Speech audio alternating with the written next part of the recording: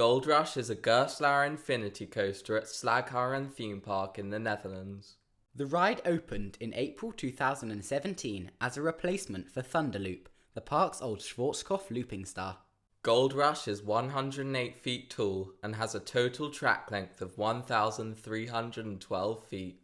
The coaster is themed around the 1848 California Gold Rush. The layout begins with an LSM multi-pass launch that takes the coaster up to its top speed of 59 miles per hour. This is the first triple launch system on a Dutch roller coaster. Then there are two inversions, a sling loop and a dive loop. One full cycle of the ride lasts just under 45 seconds. Would you ride this coaster? Leave your thoughts in the comments down below.